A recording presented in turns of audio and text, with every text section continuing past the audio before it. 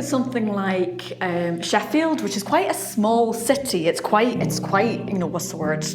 Compact. Thank you. That worked. So it's quite a compact city, and then you compare that to somewhere like Devon. That's like, what's the square miles of the entire area of Devon? But it literally 2.5, 3 hours to get from one end of Devon to the other. So what would you think, John, were the challenges of taking the exact same model and resourcing and infrastructure into a massive rural area like Devon?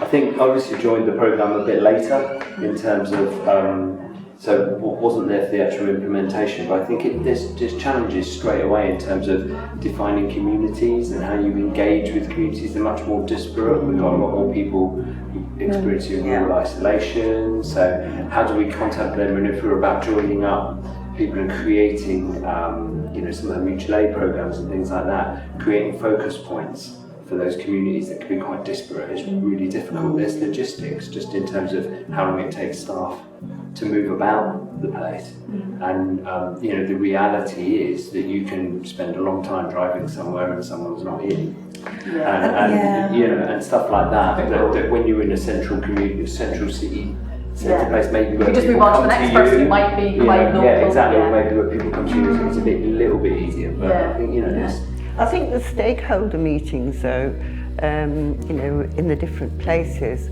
were very helpful. Presumably you had the stakeholder meetings as well.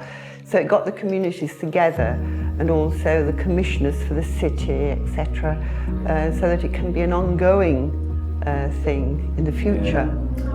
I think as well, it often depended on what other services were already there and how they sort of propped up and sort of, sat within Drinkwise Age Well. Now I know where perhaps there were services, and I know sort of halfway through that services had changed in Devon. I think that had a significant impact on some of the areas that we worked in. I think what we found, and what I've found looking at Addiction and I, is that the infrastructure that we would have had in Belfast, we didn't have in the West, and we picked the West as a demonstration area or a test area.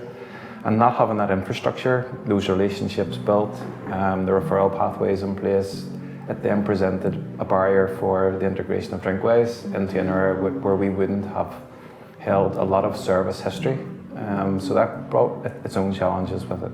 Some of the other things that we struggled with was the geographical spread, the diverse communities that exist in Northern Ireland, and the lack of political structures and other structures that other countries were probably more advanced in having, and probably heavier in influencing, in particular the part of work that we had taken on around trying to influence policy and practice. But at a government level was a struggle for us because of the obvious issues that we experienced.